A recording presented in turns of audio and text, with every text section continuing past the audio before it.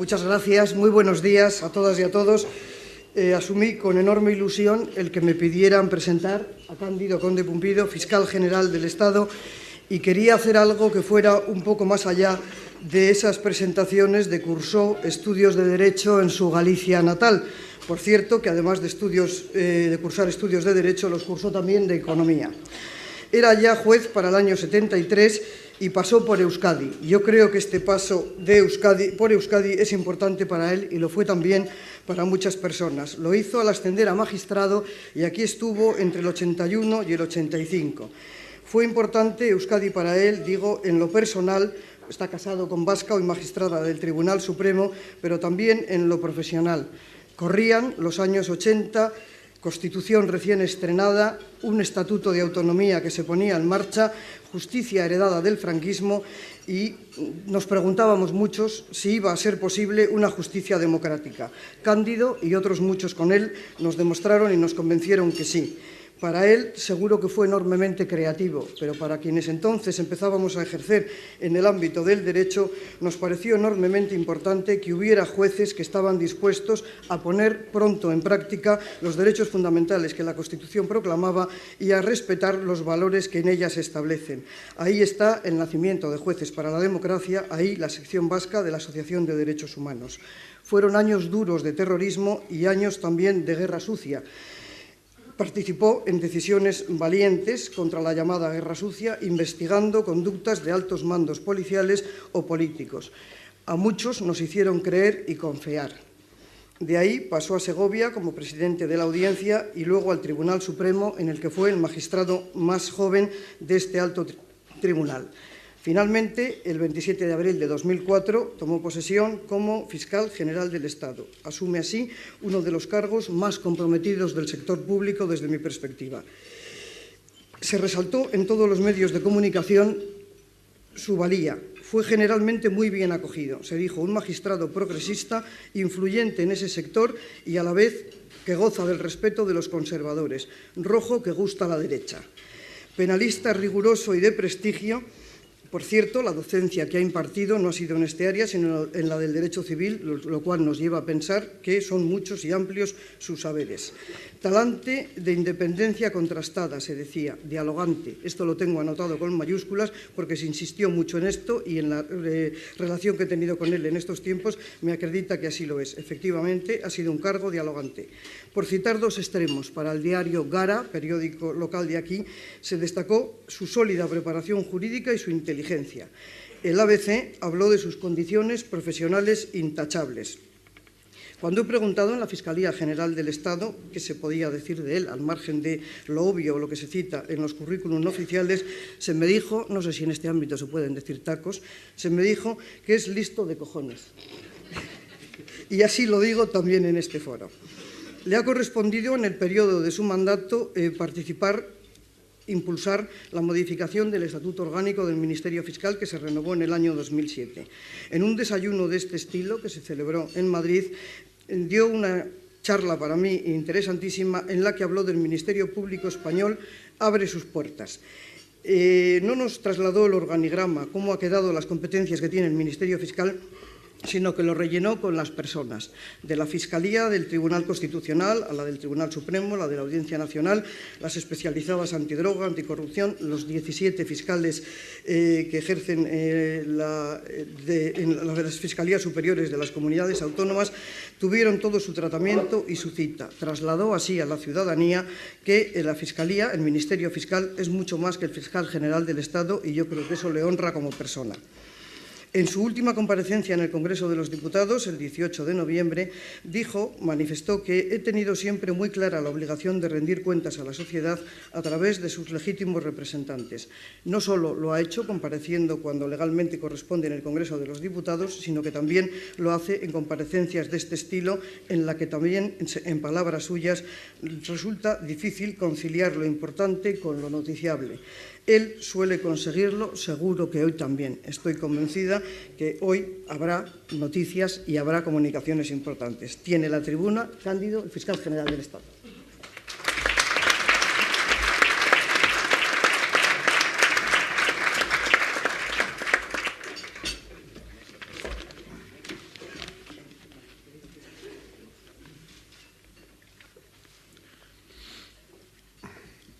Egunon.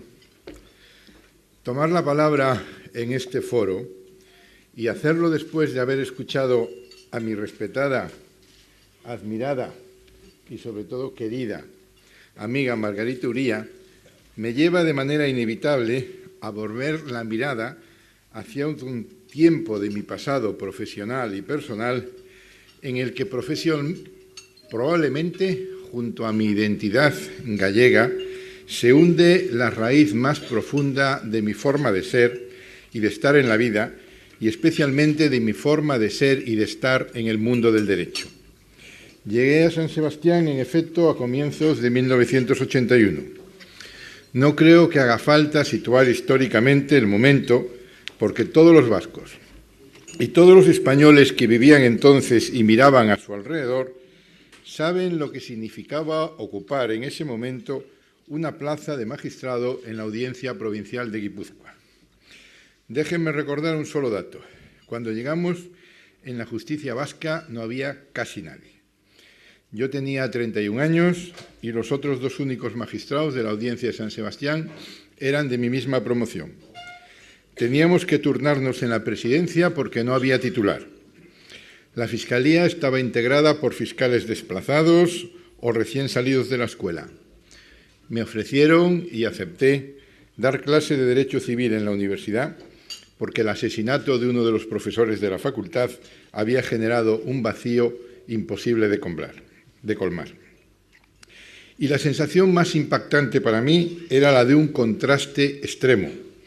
El contraste entre una sociedad enormemente dinámica, activa, una comunidad de emprendedores que en los más diversos ámbitos, en la empresa, en la cultura, en la universidad, en el mundo laboral, mantenían un pulso decidido por crecer, por avanzar, por modernizarse, y frente a aquella realidad la sensación de impotencia ante una justicia aparentemente incapaz de desempeñar con eficacia la función que le es propia, es decir, la función de solucionar de forma pacífica y equitativa los conflictos sociales. Dicho de otro modo, y creo que aquello fue la gran lección de entonces, contemplábamos en esta tierra una manifestación especialmente aguda de un fenómeno que no le es privativo, pero que aquí se hacía más patente precisamente en función de una serie de factores, empezando por el ejercicio salvaje de la violencia, que entonces se manifestaba de una forma abrumadora y cuyas consecuencias alteraban todos los registros de la vida social, económica y política. Y este fenómeno no era ni más ni menos que la falta de seguridad jurídica, lo que nosotros podríamos describir como una anemia del Estado de Derecho, un Estado de Derecho que, concebido como un marco de ordenación de la convivencia sobre la base del imperio de la ley, sin embargo, no era capaz de asegurar a los ciudadanos que la ley efectivamente se iba a cumplir. Por eso, para muchos era un tiempo de desconfianza y de temor. Y por eso sabíamos que en la solución de esa ineficacia del derecho estaba la clave de la pervivencia y de la calidad de la democracia por la que tanto habíamos luchado y que tanto habíamos esperado. Solo en la medida en que los ciudadanos confíen en que las soluciones a sus conflictos se producirán de una manera razonablemente previsible, será cuando las instituciones ganen la legitimidad real que proclaman los textos legales. Y aquella era precisamente la ocasión de acreditar la fuerza de las instituciones frente a quienes, desde posiciones antagónicas, desde los dos extremos del espectro político, ambas fuera del, consenso democrático, pretendían la desestabilización del sistema precisamente a través del desprestigio y de la paralización de las instituciones. Muchos ciudadanos de esta tierra, de origen o de adopción, creíamos, y muchos seguimos creyendo, en la importancia de trabajar para que la confianza venza a la incertidumbre. Recuerdo, por ejemplo, que teníamos muy claro que en el ámbito de la justicia las dos grandes prioridades entonces eran, por un lado, transmitir, pero no con palabras, sino con hechos, que el imperio de la ley no solo era necesario, sino que también era posible. Y por otra parte, garantizar la continuidad de ese esfuerzo, evitando que se extendiese el fenómeno de desertificación judicial con el cual nos habíamos encontrado a nuestra llegada. En el primer aspecto, el de garantizar el imperio de la ley, empezaron a moverse piezas clave que tienen que ver con el principio de legalidad y con esa idea fuerza de la seguridad jurídica. Se dictaron sentencias que comenzaron a hablar de derechos humanos, a citar y aplicar la Constitución y los convenios internacionales en la materia, a marcar límites en la acción de las propias autoridades policiales y judiciales. Y todo ello en la firme convicción de que el Estado de Derecho no puede hacer trampas sin dejar de ser Estado de Derecho. Y en cuanto al esfuerzo por consolidar el servicio público de la justicia en Euskadi, la idea era dotar al País Vasco de un cuerpo de juristas de aquí, de jueces y fiscales arraigados en la tierra, capaces de tejer y de extender desde su propia casa, en su mismo entorno, esa red de seguridad jurídica que es la red que protege a las sociedades para evitar caer en el vacío. Me viene a la memoria una reunión en la que participamos varias personas del mundo judicial con el objeto de dar forma a ese proyecto. Fue convocada a principios de los años 80 por el entonces viceconsejero de Justicia del Gobierno vasco. Y recuerdo que precisamente Mario Fernández era entonces vicepresidente o vicelendakari. Y les diré cómo a veces la anécdota se convierte en categoría. Aquel viceconsejero del Gobierno vasco, que se llamaba Alfonso Aya, es desde hace pocos meses el jefe de la Inspección Fiscal y, por tanto, es el encargado de vigilar que los fiscales cumplen eficazmente con su función, es decir, de mantener la red de seguridad jurídica, mantener esa red de seguridad jurídica en buenas condiciones de uso.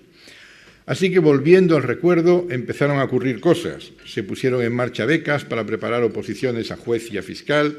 Nos comprometimos personalmente en la tarea de contribuir a la preparación de esos opositores y consideramos, además, una presencia trascendental en la universidad.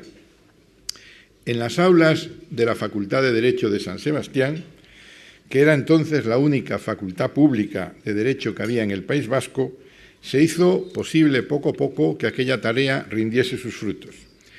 Y son frutos personalmente muy satisfactorios, porque hoy puedo reconocer a una auténtica legión de antiguos alumnos, algunos están aquí presentes, entre los más significados jueces, fiscales, profesores, abogados o procuradores e incluso legisladores que marcan en nuestros días el camino de la justicia vasca y que muchos de ellos pasaron en aquellos años del 81 al 86 por la Facultad de Derecho de Ibaeta. Así fuimos construyendo y aprendiendo al mismo tiempo, reforzando nuestra convicción implícita en la vocación de juristas de que la seguridad y la libertad no solo no son incompatibles, sino que resultan mutuamente imprescindibles. Y supimos dar pasos cortos en un camino largo que el equilibrio de ambas, de la libertad y la seguridad, solamente es posible si conseguimos excluir cualquier forma de violencia. Eso es lo que aprendimos, que la seguridad jurídica no es un concepto etéreo, no es un término que se estudia en los libros de derecho, sino que es la base palpable sobre la cual se asienta nuestra capacidad de planificar y de llevar a cabo el futuro, individual y colectivo. Decisiones más o menos trascendentales o cotidianas, desde la política de inversiones de una gran empresa hasta la contratación de un préstamo personal para sufragar los estudios de un hijo, son decisiones que se tienen que vincular necesariamente a este concepto de seguridad jurídica, a la necesidad de que si surge un problema hay previsto un procedimiento de solución y que esta solución será además una decisión razonablemente previsible en derecho. Y habrá alguien, una institución, que garantice y sea responsable de que esa solución se aplique conforme a la ley y sea efectiva. Es decir, construir un sistema incompatible con la arbitrariedad y, por supuesto, un sistema incompatible con la violencia. Eso es, sencillamente, el Estado de Derecho, un sistema incompatible con la arbitrariedad y con la violencia. Pues bien, si les he hablado hasta aquí de aquellos recuerdos de un tiempo duro y complejo, vividos en Guipúzcoa, hablando en Vizcaya, a veces sé que existe una cierta proximidad y una cierta diferencia, pero fue un tiempo duro y complejo, pero abonado de amistades, de proyectos y de esperanzas, y no lo he hecho por un mero impulso de nostalgia. Es para subrayar que lo que entonces muchos, aunque lamentablemente no todos, conseguimos aprender, sigue vigente y sirve para explicar y para empujar muchas de las decisiones que tomamos y de las acciones que hoy ponemos en marcha. Cuando hace casi 6 años me hice cargo de la jefatura del Ministerio Fiscal, en circunstancias bien distintas y con otras muchas experiencias a mis espaldas, fui consciente de que en el fondo se trataba de seguir recorriendo aquel camino y que en esta institución nuestra quedaba bastante trecho. Y por eso nos pusimos a trabajar. Como antaño, no todo ha sido fácil.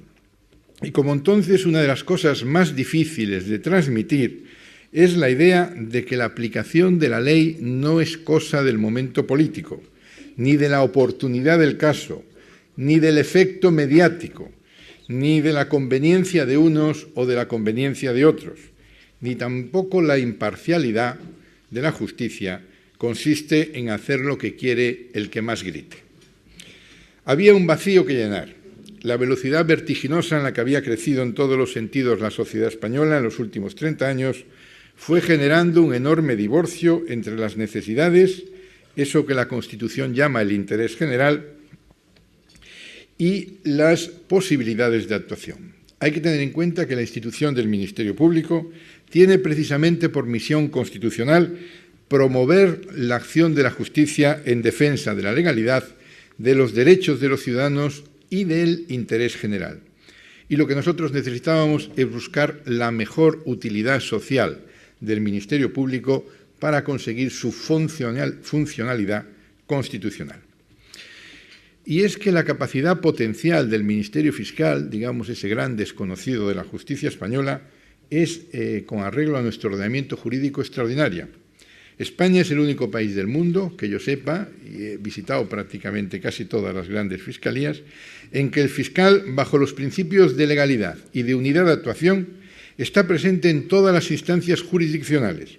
Es decir, no solo en todos los órganos del Poder Judicial, y desde los juzgados de paz hasta el Tribunal Supremo, sino que también está presente en todo el resto de los órganos que ejercen jurisdicción, en el Tribunal de Cuentas, en el Tribunal Constitucional o en cualquier lugar donde la ley se tiene que aplicar para garantizar seguridad jurídica y unidad de criterio.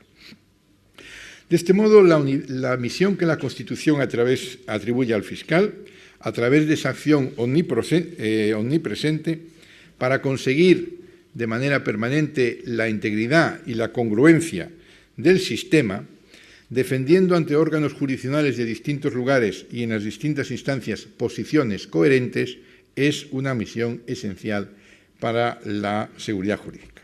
Si la Fiscalía cumple efectivamente ese objetivo, se convierte en una espina dorsal del Estado de Derecho y se convierte en el blindaje más sólido de la seguridad jurídica. Pero para ello teníamos que hacer cambios sustanciales. Una institución anclada en un modelo que se concibió y se puso en marcha entre 1870 y 1926 no estaba, desde luego, en condiciones de asumir ese reto de nuestros días. En primer lugar, porque, como todos ustedes saben, las relaciones jurídicas y económicas han cambiado como ha cambiado el mundo. Son mucho más complejas y son mucho más globales. Y, en segundo lugar, porque la realidad sociopolítica de España no tiene nada que ver con el contexto en que se había configurado la institución del Ministerio Público y, en general, la organización de la justicia. El régimen organizativo y funcional que se había mantenido prácticamente incólume hasta ahora procedía a una ley dictada durante la dictadura de Primo de Rivera y de un reglamento promulgado por Franco. En 2004, un cuarto de siglo después de la entrada en vigor de la Constitución, el término comunidad autónoma ni siquiera figuraba en el Estatuto Orgánico del Ministerio Fiscal. El fiscal general del Estado aunque la Constitución garantiza su imparcialidad y su autonomía, podía ser nombrado y cesado por el Gobierno en cualquier Consejo de Ministros sin explicación alguna. Y las infraestructuras y las formas de trabajar eran prácticamente ajenas al desarrollo tecnológico de los últimos 50 años. Por poner un simple ejemplo expresivo de la situación, en el año 2005 tuvimos que dictar una instrucción para ordenar a los fiscales y decirles que ya no podían seguir haciendo los dictámenes manuscritos al dorso de los legajos del juzgado.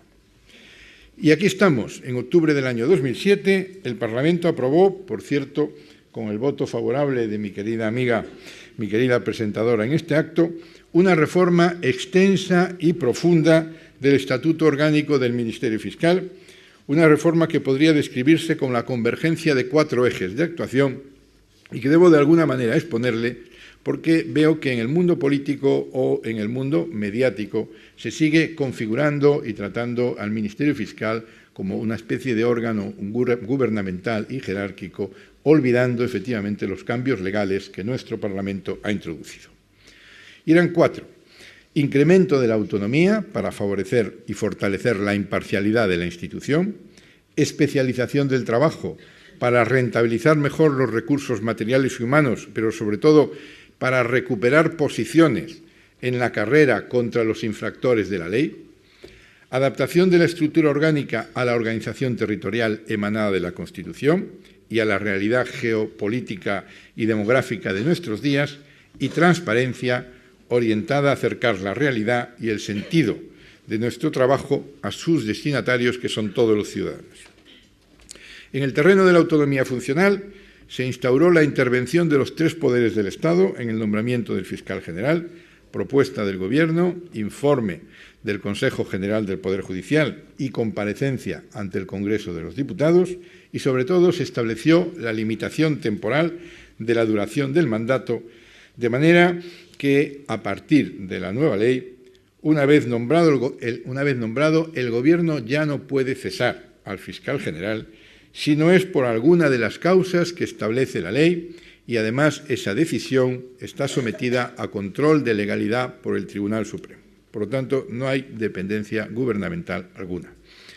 Pero además se potencian los órganos intermedios, los fiscales jefes, las juntas de fiscalía, los fiscales de sala, que adquieran nuevas competencias, y se crean otros órganos nuevos que extienden el debate jurídico interno en una institución que en su interior siempre lo practicó, porque todos sus órganos son órganos colegiados. Quizá pocos ciudadanos saben que el Ministerio Fiscal español es seguramente el único en el que un fiscal puede negarse a cumplir una instrucción de sus superiores, alegando no ya que la instrucción es ilegal, sino incluso simplemente que la considera improcedente. Eso es, que reconociéndola conforme a derecho, no se corresponde con su planteamiento personal acerca de la decisión que debe tomarse. Cierto que la Fiscalía General puede marcar criterios generales, puede coordinar la actuación de todos, pero si muchos ciudadanos supieran el grado de autonomía que el fiscal concreto del caso goza en cada uno de los procedimientos, y si no lo saben, es porque no tienen siempre buena información. De ahí que otro de nuestros objetivos sea la transparencia. No tendría, si los ciudadanos realmente conocieran a fondo esto, no tendría tanto predicamento la imagen del Ministerio Fiscal como una institución que prácticamente funciona con arreglo al capricho del fiscal general del Estado. Y no es así. De hecho, el segundo de nuestros objetivos, la especialización del trabajo, tiene mucho que ver con la reformulación del principio de unidad de actuación al que se supedita legalmente el de dependencia jerárquica. Cómo conciliar precisamente esta autonomía de funcionamiento de cada fiscalía con la necesidad de garantizar la seguridad jurídica y la unidad de actuación. Se nos hizo evidente la idea de que en el mundo de hoy no es sostenible el paradigma del jurista omnisciente, capaz de atender lo mismo a una quiebra de una multinacional que a un accidente de tráfico. Y eso afecta a todos, incluida nuestra institución. La finalidad, por lo tanto, de especializar al Ministerio Fiscal no era simplemente organizativa. Antes les hablaba del Estado de Derecho y de la seguridad jurídica, de un Estado de Derecho en el que rige el principio de igualdad de todos los ciudadanos ante la ley, y por lo tanto Eso significa que el ejecutivo de un banco en Bilbao tiene que tener el mismo grado de protección de sus derechos y las mismas posibilidades de ser sancionado si no cumple las normas en su ámbito de actuación, que por tanto tienen que ser perfectamente conocidas por fiscales especializados en delitos en delincuencia económica, que el tractorista de un caserío en el suyo. Significa que el fiscal tiene que estar preparado para intervenir en las dos realidades y que el nivel jurídico de su actuación tiene que adecuarse exactamente a los requerimientos de esas circunstancias de lugar, de tiempo, de complejidad jurídica y trascendencia social. Y eso solo es posible mediante un proceso de intensa formación especializada y la adaptación de las estructuras de organización y funcionamiento a ese principio de especialización. Y eso fue lo que hicimos. Formamos redes de fiscales especialistas que abarcan todas las fiscalías territoriales en cada una de las materias que lo requerían con más urgencia, aprovechando un importante crecimiento de la carrera fiscal gracias a un esfuerzo presupuestario del Gobierno del Estado. Y nombramos los correspondientes fiscales de sala para que coordinaran estas redes especializadas. La transmisión de información y la coordinación entre todos y en el interior de esas redes permite que en el más remoto lugar el fiscal lleve a cabo su trabajo con el mismo grado de experiencia y de excelencia en cuanto a conocimientos y medios que en el centro de Madrid. Esa tarea de desconcentración y de distribución del trabajo incide también, además, en el plano de la garantía de imparcialidad.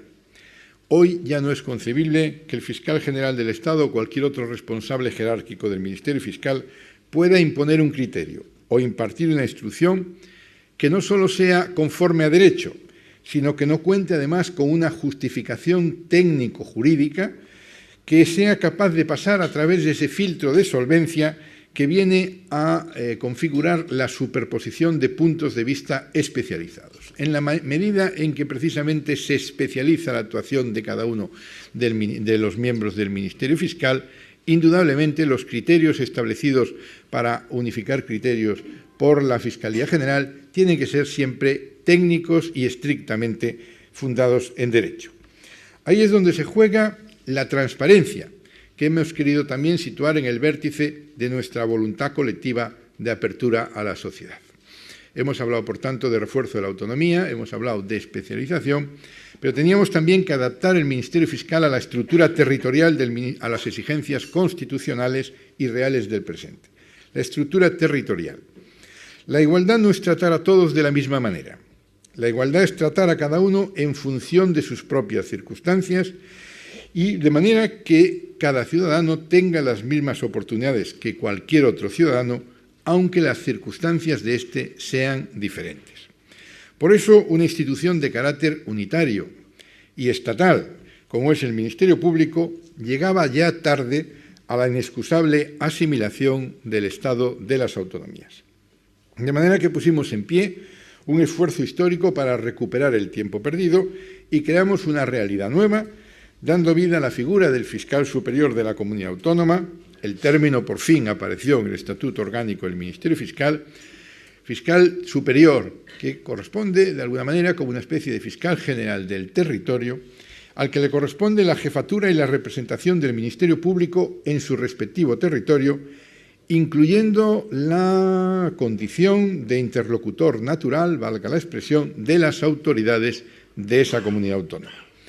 La intervención en el nombramiento de esos fiscales superiores de los consejos de justicia de la comunidad autónoma, allá donde su existencia esté previsto por el correspondiente Estatuto de Autonomía, la comparecencia anual de esos fiscales superiores para rendir cuentas ante el Parlamento, ante la Asamblea Parlamentaria de la Comunidad, que se está produciendo ya prácticamente en todas las comunidades.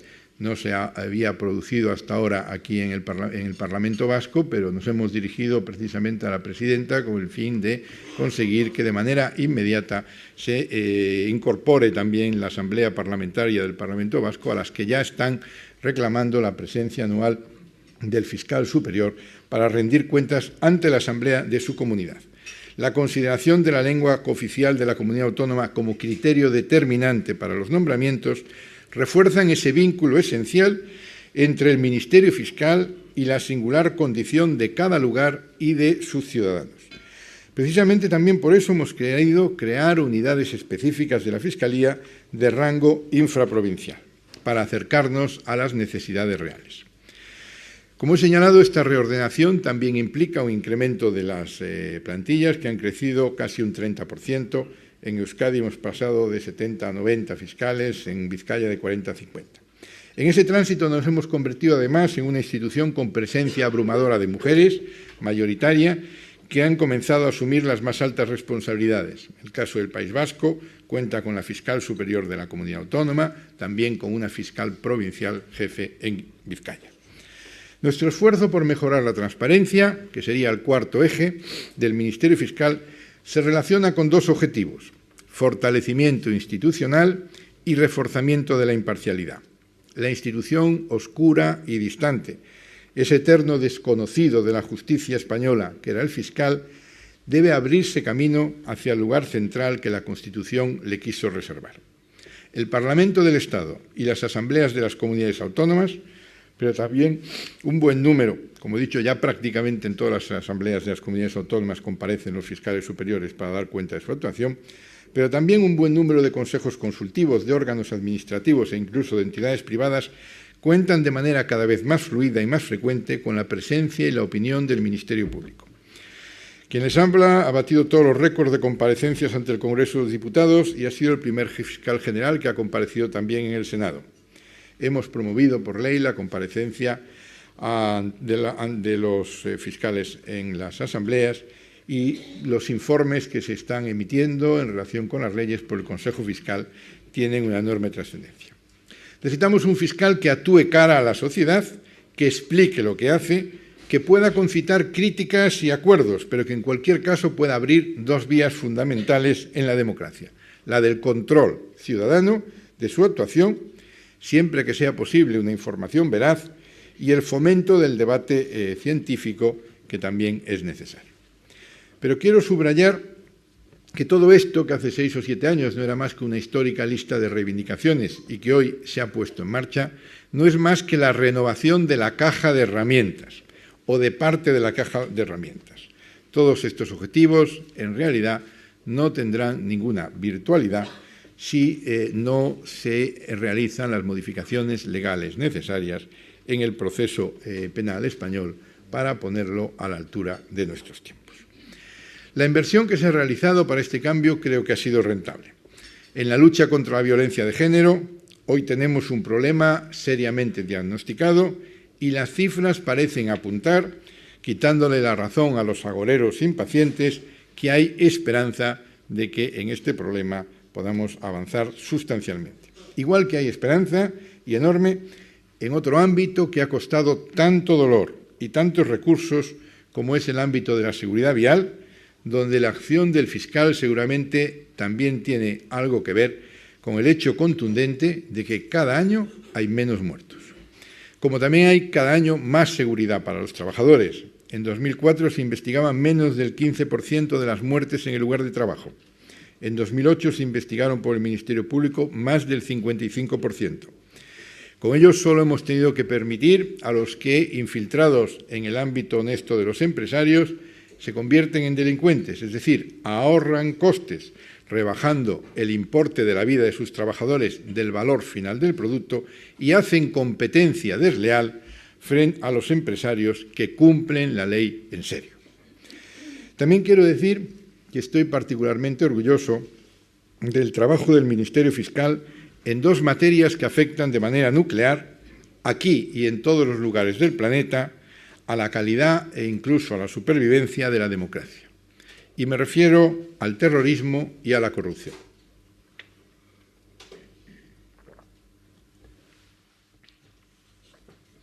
En la lucha contra el terrorismo nos hemos visto obligados a reciclar muchos de los conocimientos que, por desgracia, habíamos acumulado para poder plantar cara a una amenaza novedosa y terrible que es la del terrorismo yihadista.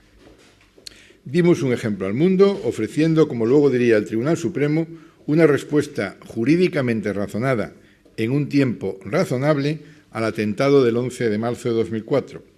y hemos mantenido alta la guardia, consiguiendo en este ámbito del terrorismo islamista internacional o yihadista que el objetivo que buscábamos, que las células terroristas sean desarticuladas y sus apoyos sean desmantelados antes de que llegue a cometerse el atentado.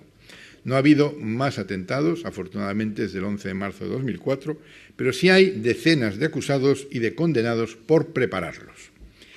Y en el ámbito doméstico hemos mantenido igualmente clara la frontera de la legalidad frente a cualquier forma de violencia, lo que incluye no solo la acción cruenta de quien ejecuta esta violencia materialmente, sino también el entorno que directamente contribuye a facilitar, a promover o a apoyar esa acción. En ese punto debo decir que el fortalecimiento de la cooperación internacional, en el que la Fiscalía ha trabajado y trabaja con especial intensidad, nos ha permitido grandes avances. Y sobre todo quiero decir aquí en Bilbao, con la misma claridad con la que lo he dicho en Madrid, que hemos asumido y asumimos como regla de oro de esa batalla contra el terror el principio de legalidad y el respeto por los derechos fundamentales de todos los ciudadanos, incluidos los criminales y, por supuesto, los que no son criminales, aunque compartan ideas con quienes sí lo son. Hemos llevado a los foros internacionales, y debo decir que hemos realizado un trabajo intenso para llevar a los foros internacionales la idea de que el terrorismo no es una guerra, sino que es un delito, y no debe ser combatido, por lo tanto, con más armas que las armas del derecho. Lo hemos llevado a los foros europeos, lo hemos llevado a los foros americanos, y deben saber que nos han escuchado y se han sumado a esta idea, en Europa como en América. Y estos días que hemos recibido en la Fiscalía Española precisamente a los más altos cargos de la Fiscalía General norteamericana, hemos pedido comprobar y comparar cómo fueron nuestras relaciones con el señor González, Attorney General en la época del anterior presidente, y cómo son nuestras relaciones con el señor Holder, Attorney General, en este momento con el presidente Obama. No hay coste personal o profesional al que se pueda sacrificar el cumplimiento de ese deber de sujeción a la ley, porque aquí es donde se encuentra el núcleo del Estado de Derecho. Es tarde para cambiar algunas ideas que, como les dije al comienzo, uno lleva dentro desde hace 30 años. La seguridad jurídica, la garantía suprema del Estado de Derecho, en la que se hace posible el ejercicio de la libertad, es incompatible con cualquier forma de violencia ejercida al margen de la ley. Venga de donde venga y sea cual sea la finalidad que persigue, aquella vieja lección debe seguir vigente. Y lo mismo hemos procurado hacer en materia de corrupción. La ocupación de las estructuras democráticas de poder para hacerse rico o para hacer ricos a otros cuestiona la propia razón de la legitimidad de la democracia.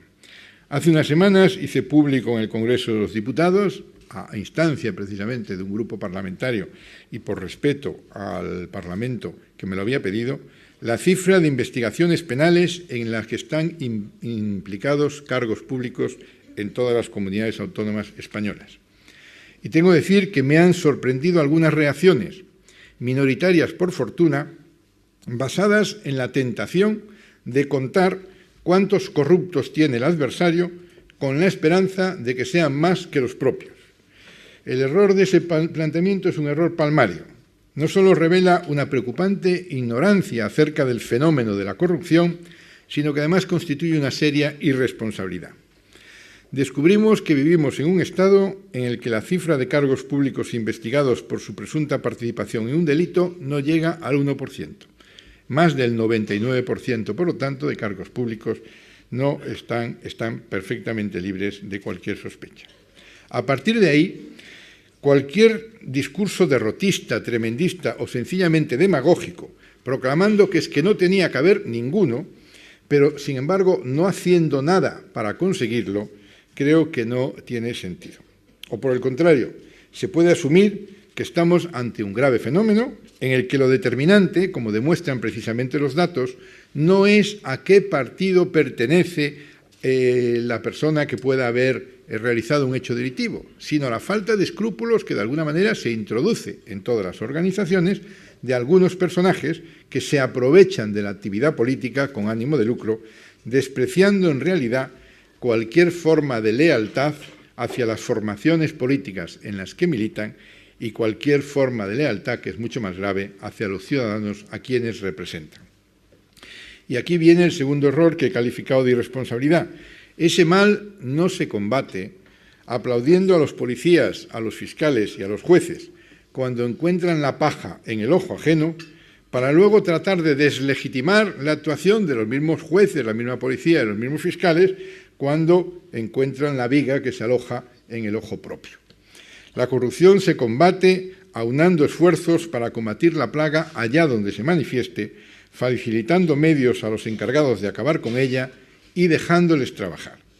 Para luchar eficazmente contra la corrupción no nos hace falta que nadie nos halague, ni aficionados que nos digan lo que tenemos que hacer, pero sí nos hace falta que nadie nos ponga zancadillas. Y sobre todo nos hace falta seguir creciendo.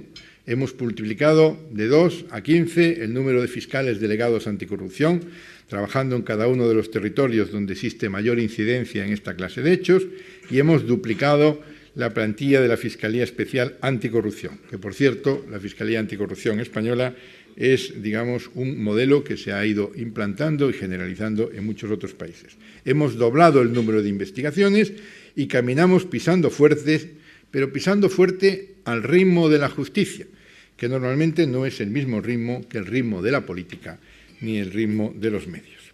Afecten a quien afecten, hasta el punto, como ya expliqué en el propio Congreso de los Diputados, cuando nos preguntaron a qué partidos políticos eran los investigados o pertenecían a los investigados, en muchos casos tuvimos que comprobarlo porque sencillamente a nosotros no nos consta ni nos importa necesariamente en un procedimiento penal si las personas que están acusadas de un hecho delictivo pertenecen a este o al otro partido. Sin duda ese fenómeno, el fenómeno de la corrupción, está muy relacionado con la utilización de técnicas propias de la delincuencia organizada que se ponen al servicio del ánimo de lucro. Sin duda ese fenómeno, el de la criminalidad organizada, constituye el gran reto de nuestros días, sobre todo por su dimensión transnacional. No es viable una sociedad mundial en la que el delito es global y, sin embargo, la justicia tiene fronteras. Ese es el problema que mediatiza la eficacia de todas las iniciativas que puedan adoptarse en cualquier lugar en materia de lucha contra el delito. La idea de seguridad jurídica, vuelvo a ella, tiene que ser el único marco de la convivencia civilizada y no puede ser privativa de una pequeña comunidad en un mundo que está hoy ya traspasado y empequeñecido por la tecnología. Por eso la Fiscalía también está trabajando duro en el terreno de la criminalidad organizada y de su carácter transnacional, en el ámbito internacional. En el momento presente, este fiscal general que los habla preside la Asociación Iberoamericana de Ministerios Públicos y también la red de fiscales generales de los Tribunales Supremos de la Unión Europea. Pero por razones estrictamente funcionales, el vínculo que tenemos al otro lado del Atlántico nos compromete con el interés común del que se sigue nuestro propio interés. Es indudable que nuestra sociedad, nuestra economía, no puede alcanzar la dimensión necesaria si no ponemos nuestros ojos precisamente en la comunidad iberoamericana. Y eso desde el punto de vista empresarial es evidente, pero desde el punto de vista de la seguridad jurídica es todavía más evidente. Todo lo que hagamos por garantizar la seguridad jurídica o mejorar la seguridad jurídica en Iberoamérica mejorará nuestro progreso, nuestra economía y nuestra sociedad.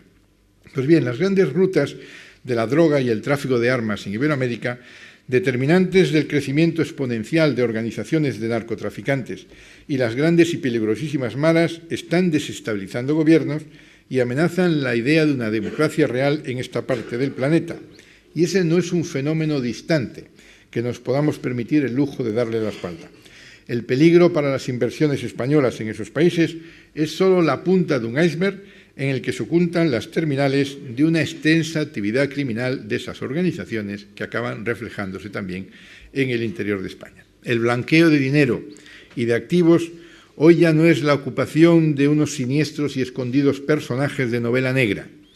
Es el negocio de grandes despachos, de abogados, economistas, asesores fiscales y financieros que sostiene o destruye a su antojo empresas, partidos políticos, ejércitos y gobiernos, y es capaz de contaminar con unos beneficios inmensos en este mundo global las referencias esenciales para nuestra forma de vida.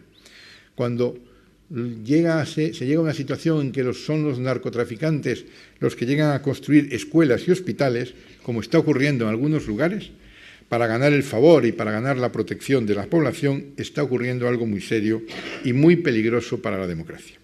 Por tanto, solo colaborando, como estamos haciendo, con los fiscales iberoamericanos que viven y sufren esa realidad y recabando su colaboración, que por cierto es valiosísima en materias como el blanqueo, el narcotráfico, la lucha contra el terrorismo, solo mediante esa colaboración podemos plantar cara a la criminalidad organizada con garantías de éxito. Y en Europa el reto no es un reto menor. La corrupción, aunque aquí pretenda vestirse de lujo, sigue siendo corrupción. Y se combina con el hecho de que en sociedades más próximas son víctimas propiciatorias de las actividades criminales amparadas en la inseguridad jurídica de otros estados menos desarrollados que se han incorporado de manera reciente a la Unión Europea. Por eso contemplamos la aprobación y entrada en vigor del Tratado de Lisboa como un auténtico salto en una tercera fase de la integración jurídica y judicial europea. Tuvimos una primera etapa de cooperación, pasamos a una etapa de confianza mutua y ahora superamos ya el tercer pilar y entramos en la fase de acción directa. El Tratado de Lisboa, como saben, incluye la figura de una Fiscalía Europea que en un primer momento asumiría la lucha contra los delitos que perjudican a los intereses financieros de la comunidad y en una segunda etapa se puede extender precisamente la lucha contra la criminalidad organizada. Los fiscales españoles hemos entrado a andar por esta vía. En mayo vamos a celebrar en Madrid una reunión que concentrará simultáneamente 3 convocatorias. Fiscales generales de los Tribunales Supremos, que como le he dicho es una red que preside España, presidentes de Cortes Supremas de la Unión Europea y fiscales generales y directores de acción pública de todos estos países. Nuestro objetivo principal, que como saben el Gobierno ha asumido en el marco de la presidencia española de la Unión Europea, porque una de las 3 prioridades en materia de justicia para la Unión Europea, para nuestra presidencia, es precisamente la Fiscalía Europea, es avanzar en este desafío. Bien, como ven, los frentes son numerosos. En el Ministerio Fiscal hemos avanzado mucho, pero todavía quedan muchas cosas por hacer. No les voy a hablar de todas ellas, no les voy a hablar de la necesidad de cambiar el proceso penal, porque en realidad está en el trasfondo de todo el esfuerzo realizado hasta aquí. Hemos renovado la caja de herramientas, están preparadas las del Ministerio Fiscal, pero hay cambios legislativos que no nos corresponden a nosotros. Hay otras situaciones que también requieren un sistema más ágil de trabajo en el ámbito presupuestario, en el ámbito de las tecnologías, pero créanme, me encantaría seguir explicándoles durante mucho tiempo qué hace, qué necesita, para qué sirve y qué pueden esperar cada uno de ustedes del Ministerio Fiscal.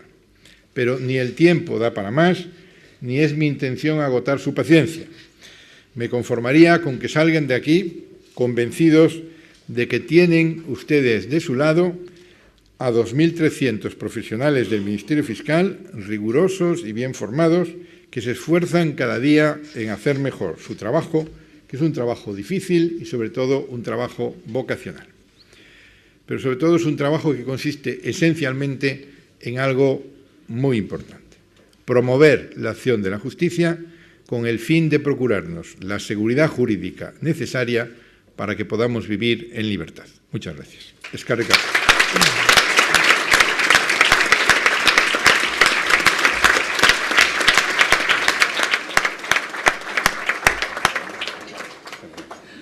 Muchas gracias, fiscal general.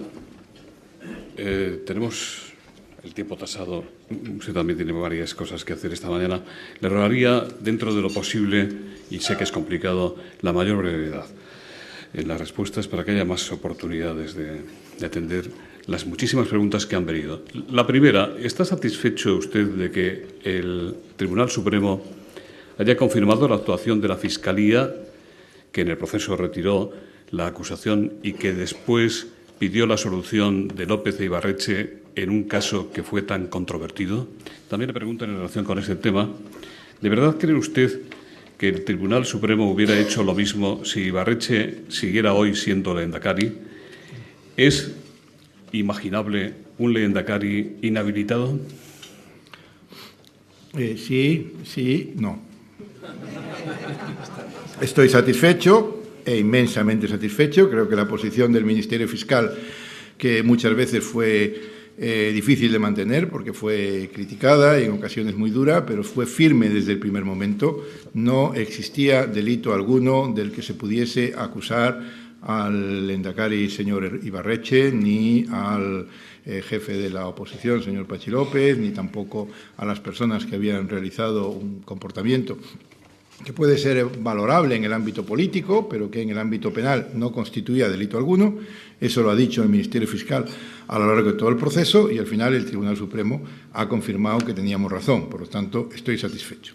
Segundo, evidentemente, la decisión del Tribunal Supremo es independiente de quién sea el lehendakari. Es una decisión jurídica que, por tanto, sería la misma cualquiera que fuese la situación política. El Tribunal Supremo ya había mantenido la misma doctrina cuando se había presentado una querella ante el Tribunal Supremo contra el presidente del Gobierno por haber, facilitado o autorizado esas reuniones. Y había manifestado el Tribunal Supremo que no era delito alguno. Por lo tanto, la posición sería la misma.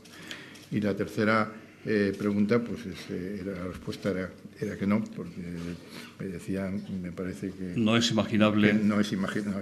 Yo no creo que sea imaginable, no debe producirse esa situación, pero indudablemente si un presidente de una comunidad autónoma pues comete un hecho delictivo, pues naturalmente puede ser sancionado. Yo mismo como ponente, como magistrado del Tribunal Supremo, dicté por lo menos 3 sentencias en que condené penalmente a 3 presidentes de comunidades autónomas. Al presidente de la Comunidad de Cantabria, el señor Machea, al presidente de la Comunidad de Navarra, no recuerdo cómo se llamaba, y al... ¿Qué? Cautano. No. Urrarburu, y al presidente de la Comunidad Autónoma de Melilla. O sea que realmente todos están sometidos a la ley. Y yo en el Supremo condené a 3 presidentes de comunidades autónomas. Y en este momento hay otro presidente de otra comunidad autónoma que también está siendo acusado por el Ministerio Público. Por lo tanto, cabe la posibilidad de que se pueda acusar a un presidente de comunidad autónoma y puede sentarse en el banquillo un presidente de una comunidad autónoma. Pero, desde luego, en mi opinión, en este caso concreto, el Ministerio Fiscal sostenía que no había delito alguno y el Tribunal Supremo ha dicho que no había delito alguno. En el caso del presidente Camps, presidente de la Generalitat Valenciana, ¿cree usted que irá mucho más lejos por la politización que tiene el caso? Está planteado un recurso de casación ante el Tribunal Supremo y esperemos, el tema está sub judice y, por tanto, esperaremos a que el Tribunal Supremo se pronuncie. Le preguntan, hay 2 preguntas. ¿Cree que la decisión del caso Ibarretxe torpedea la reelección de Fernando Ruiz Piñeiro al frente del Tribunal Superior de Justicia del País Vasco? Y le dice, quien pregunta, si no quiere responder, puede pasar la pregunta a Marga Uría. Y hay otra pregunta que ya va dirigida a la propia señora Uría. Esto es un tema excepcional. Usted es el protagonista, pero me permitirá que le lea esta pregunta a la vocal del Consejo.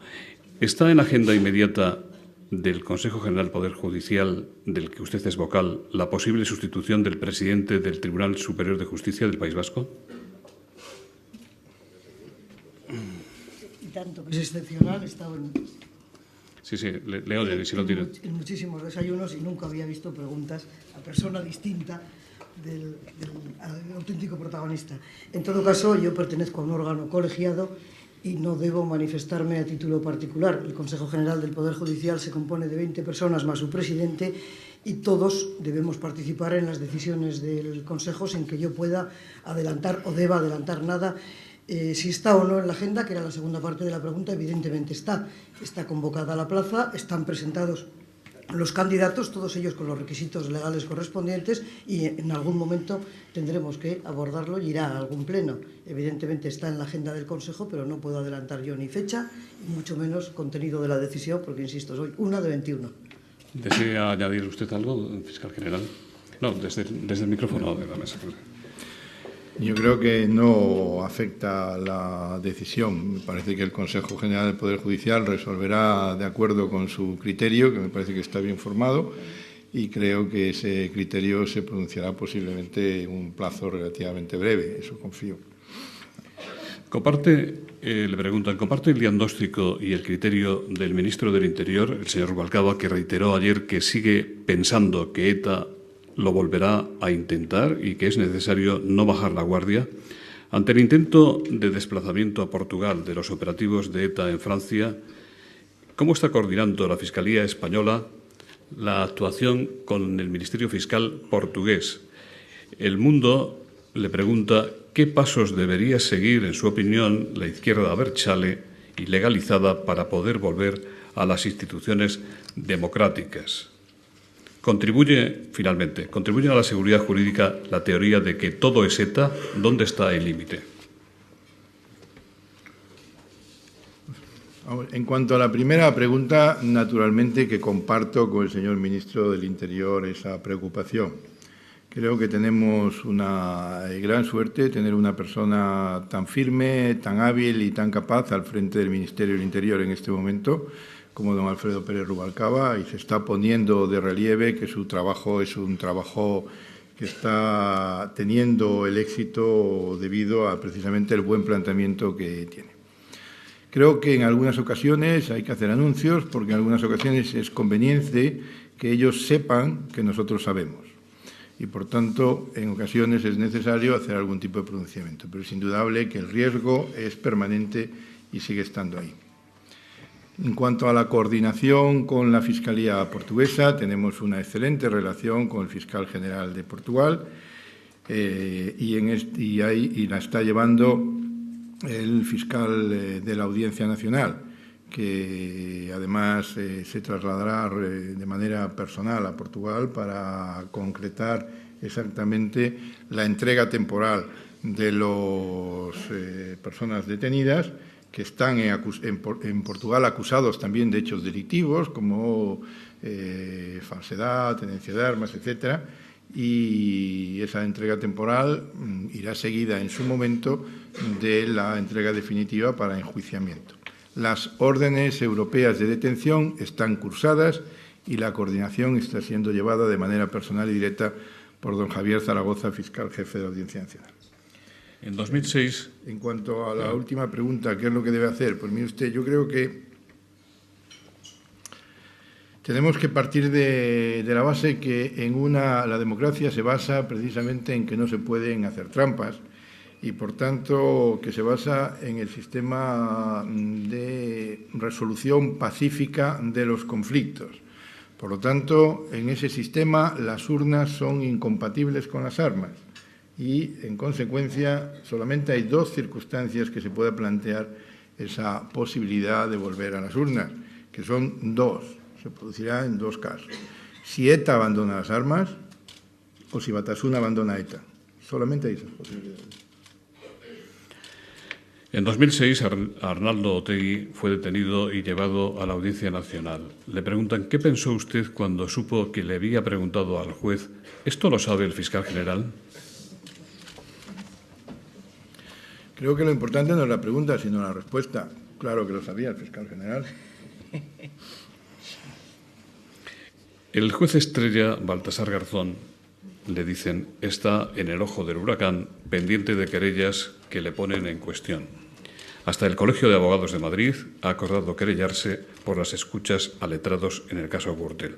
En situaciones como esta, ¿no debería adoptarse, en su opinión, alguna medida que impidiera que un juez sometido a procedimientos judiciales y con su fiabilidad e imparcialidad bajo sospecha siga en el desempeño de sus funciones o que al menos se le separe de casos o procedimientos concretos en los que interviene? Eso es competencia del Consejo General del Poder Judicial, pero la Fiscalía en ninguno de esos procedimientos está formulando acusación. Si en alguno de esos procedimientos el Ministerio Fiscal estimase que efectivamente se había cometido un hecho delictivo y que no son cuestiones que se han presentado a instancia de parte o bien por asociaciones, digamos, que se caracterizan por utilizar a veces de manera no muy responsable los tribunales de justicia para sus propios fines, o en ocasiones por, digamos, partes en un proceso. Si el Ministerio Fiscal en alguna ocasión aprecia la concurrencia de un hecho delictivo y apoya la continuidad del procedimiento penal, entonces indudablemente también interesaría la suspensión.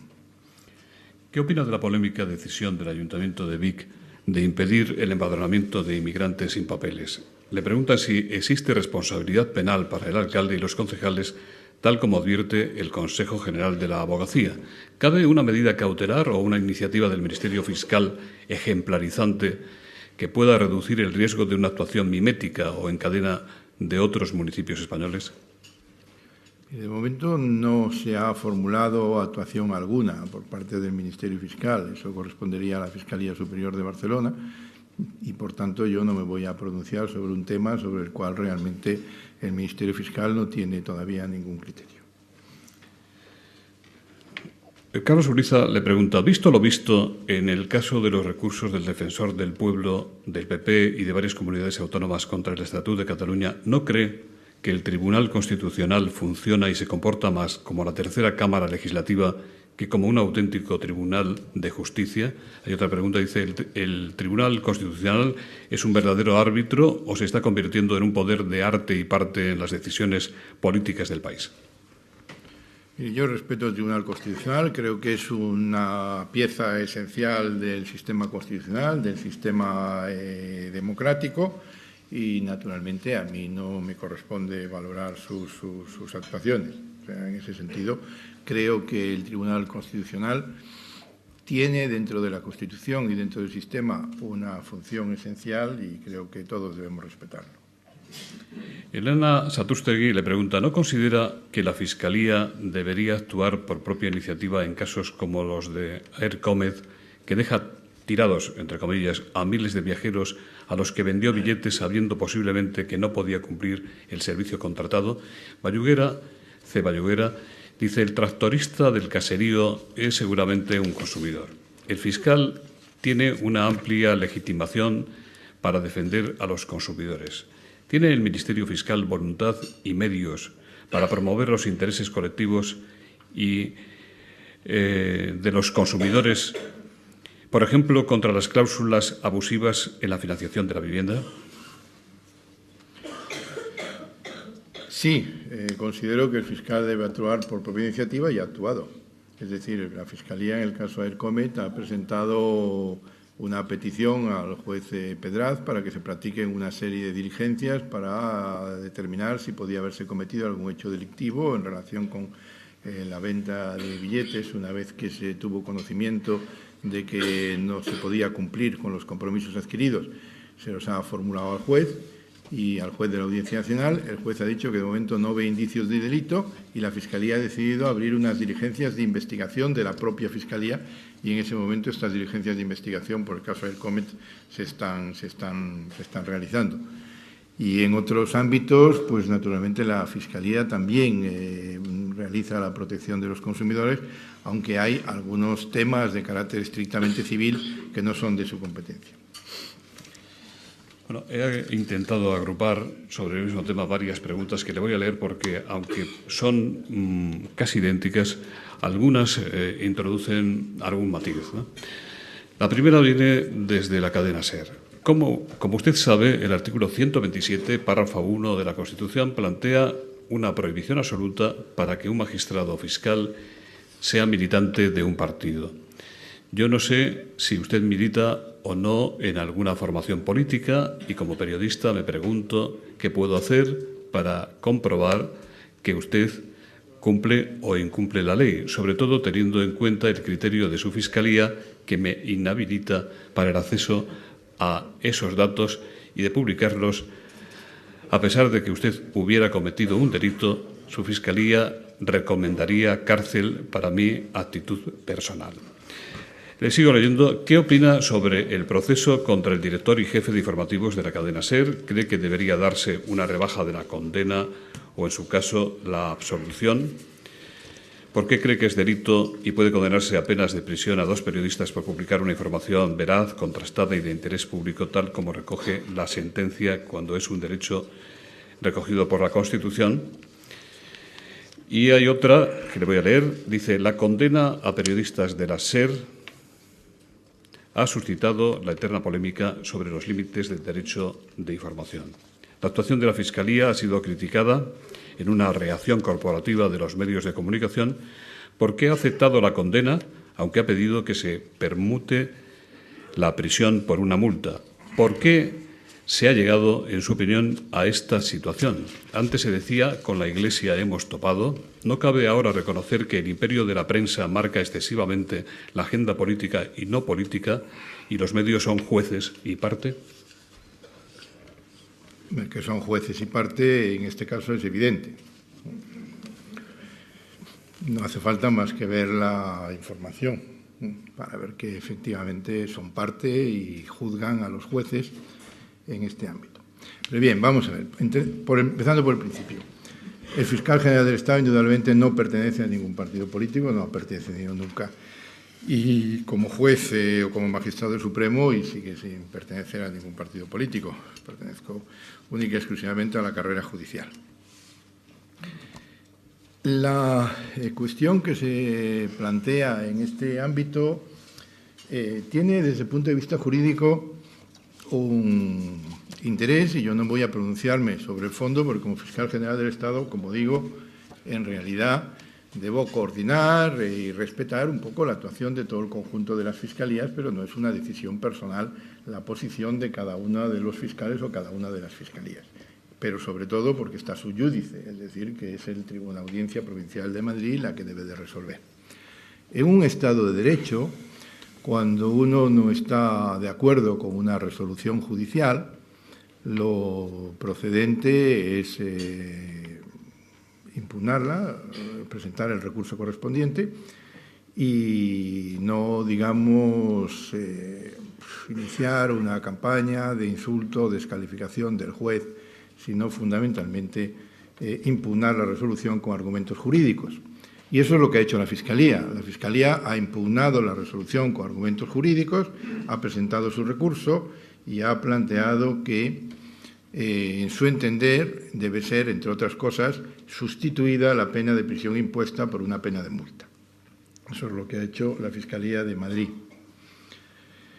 En este ámbito se plantea un debate nuevo, porque nos encontramos con un derecho fundamental también nuevo, que es el derecho a la protección de datos personales incorporados a un registro informático, que está protegido por la Ley de Protección de Datos y que los ciudadanos, de acuerdo con la Ley de Protección de Datos, tienen derecho a que los datos personales que han proporcionado a un registro con una determinada finalidad no puedan ser utilizados, sustraídos y utilizados y publicados fuera de la finalidad para la que la han concedido sin su autorización. No es ni el juez ni el Ministerio Fiscal el que ha aprobado una ley por la cual el legislador prohíbe la publicación de esos datos sin autorización del titular, con independencia de que sean más o menos secretos o más o menos sensibles, por el mero hecho de que sean datos personales incorporados a un registro informático que no se pueden publicar sin la autorización del titular y para finalidades distintas. Y el legislador ha sido el que ha establecido unas penas para esa publicación de los datos y ha introducido nuevas reglas que exigen un nuevo debate. Las reglas tradicionales establecen que solo quien filtra los datos, por ejemplo, de un sumario es responsable, pero no quien los publica. Pero el legislador en este caso ha establecido que es responsable quien sustrae los datos y también quien, sin haber tenido ninguna participación en la sustracción de los datos, difunde o publica los datos. Por tanto, en este caso, la sentencia del juez, sobre la cual yo no digo ni bien ni mal, simplemente la Fiscalía la ha recurrido, la sentencia del juez lo que establece es resolver una querella presentada por unos particulares que son afiliados del Partido Popular de Villaviciosa de Odón, presentada por el Grupo Municipal del Partido Popular en Villaviciosa de Odón, que interesa la protección que le corresponde de acuerdo con la Ley de Protección de Datos y se queja no de la noticia, que es una noticia veraz y una noticia de interés público, sino de un acto posterior a la noticia, que es colgar en la página web el registro informático de los datos personales de los ciudadanos militantes del Partido Popular. Es el legislador el que establece un tipo delictivo para la violación de la Ley de Protección de Datos, una agravación cuando se afecta a datos sensibles que pueden afectar a la ideología y una agravación cuando se publica. La Fiscalía, como le he dicho, entiende que hay que ponderar el derecho a la libertad de información y que, por lo tanto, el derecho a la libertad de información constituye en estos casos una eximente de ejercicio de un derecho que debe de ponderarse si es completa o incompleta en función de una circunstancia esencial. ¿Es necesario colgar en la página web la totalidad de los datos personales para la información o no es necesario? Eso es una valoración. Después de dar la información, ¿era necesario, publicar esos datos? Los afectados consideran que no y por eso se han querellado. El juez también considera que no, por eso ha sancionado, y la Fiscalía ha pedido una reducción de la pena porque considera que la pena impuesta es desproporcionada. A partir de ahí, naturalmente, la información sobre este hecho podrá uno confiar más o menos en que esa información sea objetiva o sea razonable.